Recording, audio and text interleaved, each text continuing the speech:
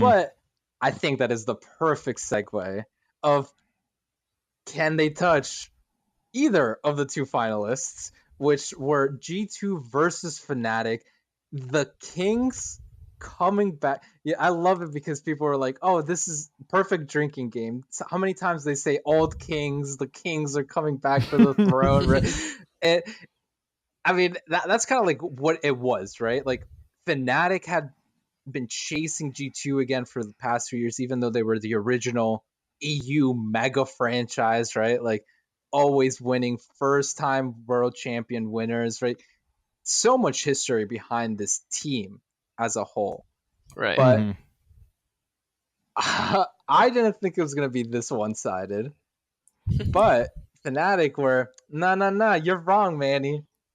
We'll give Austin the head-to-head on this one. With Fnatic going 3-0 in a final, similar to NA, right?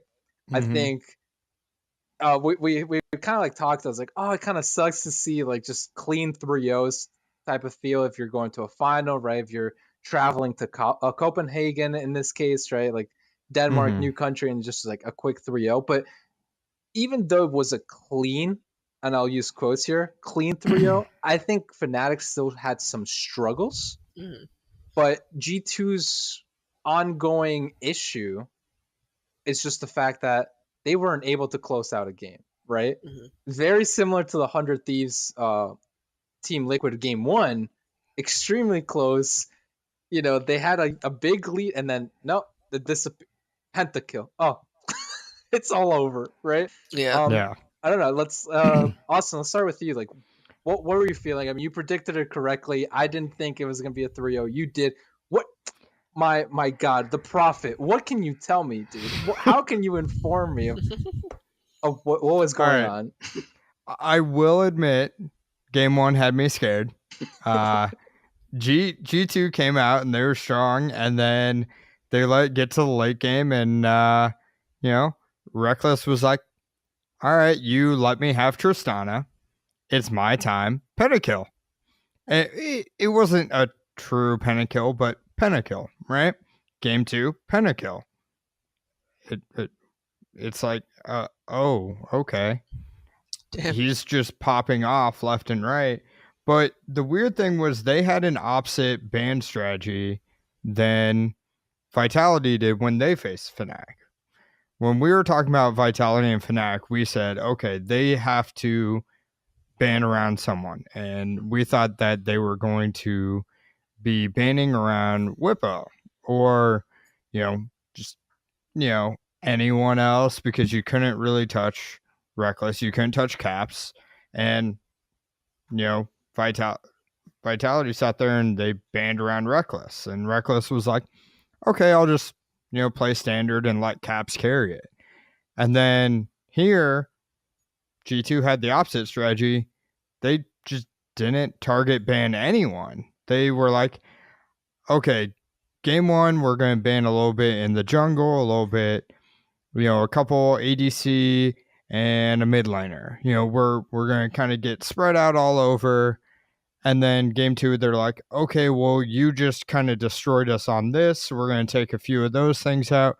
But every game, it wasn't target banning or, banning what they thought would hurt them the most. Like for Reckless, they just gave Tristana over twice. And we're just like, I mean, it's your best champ, but go ahead and have it.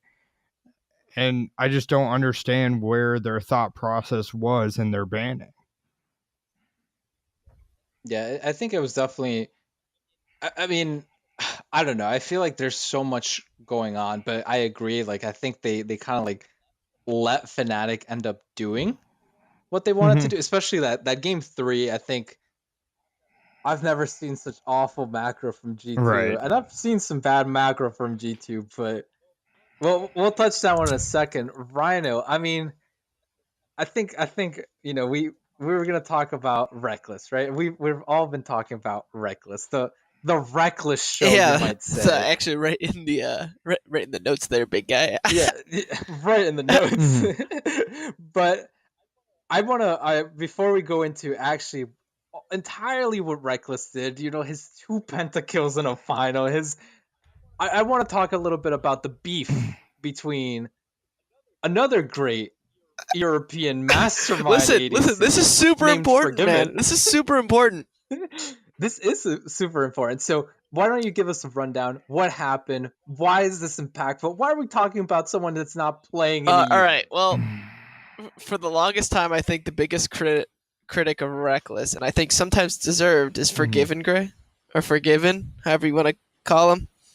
And Forgiven actually gave a tweet complimenting Reckless on an amazing performance, saying that he's finally reached his potential, that he finally tapped into what everybody was saying that he had, but he didn't have it before. But now he's shown that he really understands what his ceiling is, and I think that's a rare moment where real recognizes real. You know what I mean? Like somebody that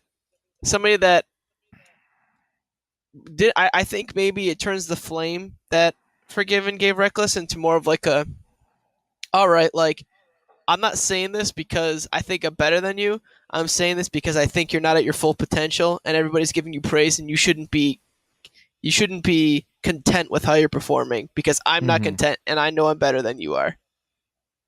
Yeah, for sure. I mean, just to go into even a little bit more, I remember, had a full out beef with Reckless and Sven, saying, Sven now obviously in TSM, but he was like, "Oh, these two guys have not worked for anything. It has all been given to them. They are the princes of Europe." Like, you know, full on, like, these guys are not as good as you think they are, right? The fact that he said this again, yeah, it is kind of like a wow. You know, it wasn't just for being just flame, right? He kind of like explains himself a little bit, right? Of, hey man, you're finally like doing what I thought you could, right? And I thought it was awesome. But what else did you see there, Rhino? What did you kind of like? Let me pick your brain with the. If you're G2, what how'd you feel on that one? I felt like Caps figured out that if you just lane lock perks, especially if they're not going to ban around bot side like Awesome's talking about, then bot lane just gets smashed on its own. You know what I mean? Yeah. Like, with that though, Perks was not playing at the level that he should be playing. oh, absolutely. At. Like, but I think like also like if you look at the matchups though, like they were getting champions. Like what, he had Karma 2 games or only one? One. The Karma game, all he did was push lane. That's all he had to do, because Perks can't leave then, right? Then he has to get. Then he would forfeit his lane. Right now, I think EU's playing this whole. EU and NA, I guess, are both playing this. They have just different picks in mind. They're playing this whole idea of mid lane is about who can get priority first, and then be able to rotate with their team, right? Right. So if you give Caps priority and everything, Perks can't join his team. Perks can't influence bot side. Like I think that they were trying to draft for. Yeah, and I mean, I really didn't like the counter pick of Karma for G2 in game 2. I thought it was wasted. Yeah. On Perks, you should have just banned it if you wanted to take it away, and given Perks maybe something to do, right? He got solo killed twice or once for sure. I think maybe I twice think it was by twice, yeah. Caps, and on Zoe. And so I really want to say kind of like the unsung hero. I mean, in a way, right? I think everyone knows Caps had a great series. Obviously, the MVP went to Reckless.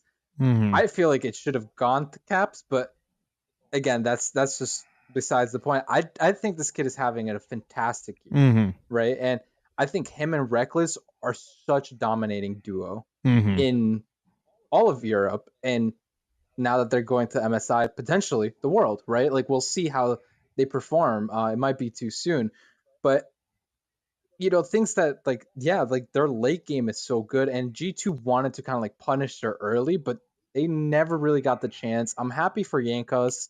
Yankos did pretty well, right? Like, for being in his first final. Sadly, he lost the first final he was in, but he finally got there in, I think, G2 just need to fix up, some of like their inconsistencies, right? Mhm. I think Hjarnan did have a good series, right?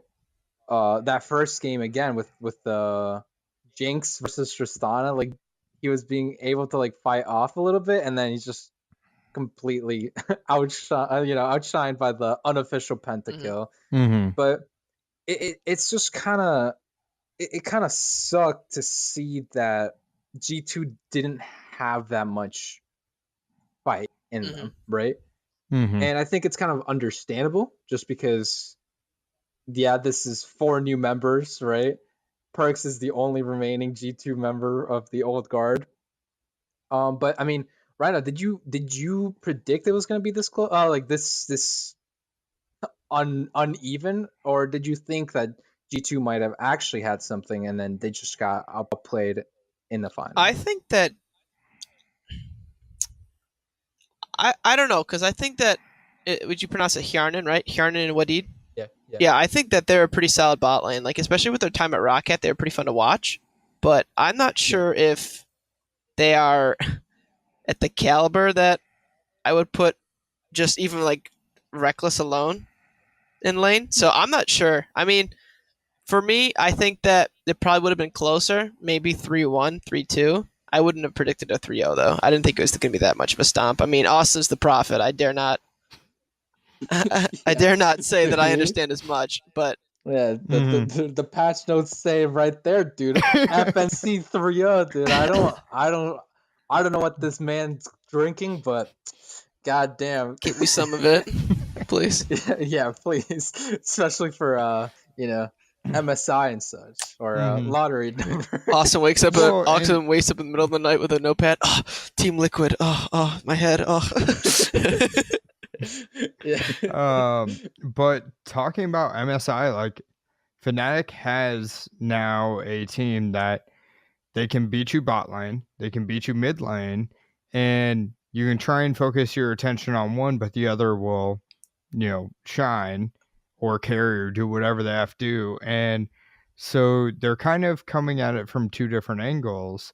And I think that's going to actually really, show something on the international stage, because you can't just focus in one lane because you will get beat out in another. You have to focus at least in those 2 lanes, if not all lanes, and make sure that you aren't losing anything, or else Fnatic will just take it from you. Mm-hmm. Yeah, for sure. And sadly, like I think the saddest thing about this was that SOS was not even there for like the ceremony and stuff. I think SOS is a fantastic player. Sometimes I'll be like, SOS, I don't know what you're doing, but like the fact that he remains at the level he is in a top team, right? I would have liked to see him. So my question, obviously, depending on the finalized roster of MSI and stuff, just to kind of like give a preemptive look. How do you guys feel like Fnatic will do? Right, this is their first MSI, like for everyone aside from SOAS, if he ends up being the main. Like, first of all, I'm shocked that it's Reckless's first MSI, right? It's kind of like a shocking stat to know, but like, I don't know. Do you guys think that they will have that international prowess, or do you think that they're too slow to getting where they want to get? I think if we're gonna call like matchups, I think the only thing that I really have enough knowledge on would be their matchup with Team Liquid, and I think that I don't think Reckless is league above other AD carries. Like, let's just assume for say that I don't know. Did Korea finals happen yet? They don't until this weekend, right? It is gonna be either Prey / Gorilla or whoever Africa's bot lane is, which I just forgot. I don't remember. Yeah, I don't remember their names. But I listen. I think I said it once. I don't know. I was actually surprised by the outlook of what EU looked like for this split. I thought that the talent pool was much more broken up. Like, I thought there was clear divisions in talent than there actually showed with how the standings sort of turned out. But I don't think that Reckless is going to have that that impactful of either, not impactful, but he's not going to have that dominance that he's going to be expecting. I think he's going to be pretty well matched in skill internationally. So I don't know if it's like I don't know if you can really say that specifically that they'll be able to like win through a specific lane, but I think Fnatic's team play is going to be tested, not so much like their ability to smash one of the lanes if one gets banned out. Right. I'm as the podcast prophet. I'm claiming top 4. Yeah. Oh, top 4, huh? Damn. They need to be either NA Yeah. or one of the other emerging regions. You gotta beat. Listen, you gotta beat the 4th place gatekeepers. Team Liquid. Yeah. Team Liquid. 4th place gatekeepers, man. Gotta beat them. I don't know, but yeah. I mean, I think it's definitely going to be interesting. I mean, I think obviously it's going to be a different patch, and yes, they will have time to adapt, but it's different, right? Like, it might not be favorable to go as late, right? Like, there's a lot of things, and if SOAS isn't there, you might not have someone that could easily go into dog champs, right? As the meme has come to fruition, but I think they're a strong team. I see them going to Worlds again, right? Like I see them like kind of like just taking a quick look at the future of EU. I think Fnatic and G2 should be 2 of the representatives, right? It's going to be interesting how kind of like they evolve, but aside from that, I mean, also last week we actually had a prediction of who was going to be the EU LCS MVP. Austin, you got it right. I got it right. Obviously, it was Reckless. Any shocking factor of that? Do you guys think maybe someone else deserved it, or do you think was like fully deserved by Reckless? No, I think he totally deserved it, and he proved that he deserved it in this finals. Like, I'm sorry, 2 pentakills. Like, you're showing that you are the one who should be getting that title. Thoughts right now? Did you want Kobe to get MVP instead of Reckless? Listen, man.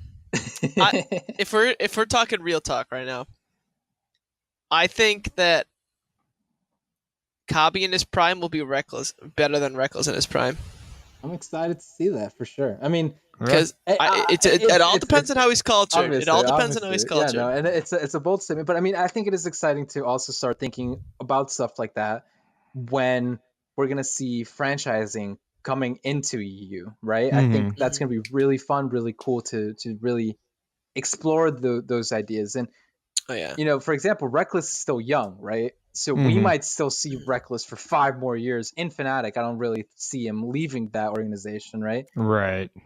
So it's gonna be fun, and I'm really excited. Any bold predictions for summer, guys? Anything that you guys want to throw my way before we leave? Unicorns of Love is not going to be last place. Wow, bold. Thinking cold bold, my dude. No, I think Rocket's going to come back stronger. They got real close towards the end, and then they just kind of they just couldn't hold on in the playoffs. And then like you'll see teams like H2K, they need to fix something to come back. Like all of your main teams just that are usually up in the playoffs need to do something. But I think definitely you'll see Unicorns of Love, not last place. That's something. All right. right now. Hit me with that boldness, dude. Fnatic win second split in a row. Bold. I think that let's see. I'll come up with a real one and a meme one. So the meme one is I think that Nuke Duck continues to be the Froggen equivalent in EU of being stuck up, being like this amazing laner, but not being able to do anything with his team. And I think that Splice. Who is he claiming Splice takes number 1? I think Splice goes to number 2. I think Splice makes it to finals, but don't win. Losing to Fnatic in a So- 3-1 fashion. Right. I think No, Kabi. no. I think the birth of Kabi's legacy is born on that day when he loses to Reckless and decides, "Nevermore, the great prophet Forgiven has given me his skill, and I shall merge with him." Come on, Manny. We all know it's not going to be a 3-1. It's going to be a 3-0. Hell no! He's calling it from now, folks. Call it from Yeah, now. I'll check the tapes once they happen. Oh, yeah. Bring Alright, it back. Okay, Yeah, 4/9/2018, 11:32 p.m. Eastern. Yeah, Calling it now. I'm calling it right now. Even if Fnatic and Splice are not in the finals, Fnatic beats Splice 3-0. Oh my god! I like it. Uh, My meme prediction is gonna be that Misfits is gonna get 10th. oh boy! Ooh. That is bold, but it's the meme one. For the serious one, I think top 4 in EU is gonna be Roccat, H2K, Fnatic, and Splice. Oh, That is Wait, gonna wait. be so you my think the bold death of prediction. G2, huh? Hold You up. think G2? Yeah, hell yeah. Wow. Did you just say that in order? You're taking Rocket as first, H2K as second? Roccat first. Duh. Man, he's trolling. I think Manny meant to say the second one was the troll. No, definitely not in order. But those are the top 4.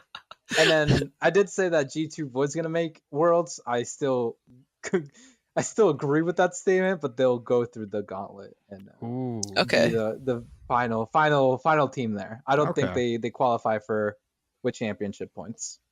All right. All right. right. Sounds good. Oh yeah. All right, so with that, it concludes another awesome episode. Thank you, Rhino, for joining us this week. It was very fun to have you. Thank you. And again, remember, it's Manny, Austin, usually here every week, but we'll try to have Rhino more and more as we explore more in the EU world. Yeah, whenever you need me to be the Splice spokesperson, I'll be on, guys. Hell yeah! And again, that was EU. I think very straightforward, but thank you everyone for tuning in. Hope you guys catch us next time. Peace. See you guys. See ya.